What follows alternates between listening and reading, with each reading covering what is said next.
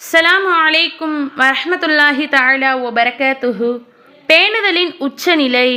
ஒரு தடவை ஹஜரத் உமர் ரலியல்லாஹு அன்ஹு அவங்களுடைய சமூகத்திற்கு பஹ்ரைன் நாட்டிலிருந்து கொஞ்சம் கஸ்தூரி வந்திருந்துச்சு.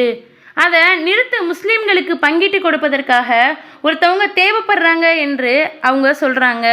அப்போது அவங்களுடைய மனைவி ஆத்திகா ரலியல்லாஹு அன்ஹு அவங்க நான் நிறுத்து கொடுக்குறேன் அப்படின்னு சொல்கிறாங்க. உமர் ரலியல்லாஹு அன்ஹு அவங்க கொஞ்ச நேரம் மௌனமாகவே இருந்துட்டு திரும்பவும் அப்படியே கேட்குறாங்க. அப்போதும் அவங்களுடைய மனைவி நான் நிறுத்து கொடுக்குறேன் அப்படின்னு சொல்கிறாங்க. மறுபடியும் கொஞ்ச நேரம் மௌனமாகவே இருந்துட்டு மூன்றாவது தடவையும் அப்படியே உமர் ரலியல்லாஹு அன்ஹு அவங்க கேட்குறாங்க.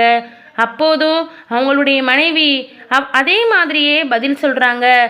தம் மனைவியை நோக்கி உமர் ரலியல்லாஹு அன்ஹு அவங்க சொல்கிறாங்க, நீ கஸ்தூரியை உங்களுடைய கையால் எடுத்து தராசில் வைப்பீங்க, அதுக்கப்புறம் அந்த கையை உங்களுடைய உடல் துணியில் தடவிக்கொள்வீங்க, அந்த அளவு என் பங்கில் அதிகப்படுவதை நான் விரும்பலை அப்படின்னு சொல்கிறாங்க. கஸ்தூரியை யார் தொட்டாலும் அது கையில் ஒட்டி கொண்டு மணக்க தான் செய்யும். இருந்தாலும் அது மார்க்க முறைப்படி அனுமதிக்கப்பட்ட விஷயம்தான். அப்படி இருந்தும் உமர் ரலியல்லாஹு அன்ஹு அவங்க தங்கள் மனைவி அதை தொடுவதை விரும்பவே இல்லை. இது அவங்களுடைய உச்சநிலையான பேணுதலை குறிக்குது.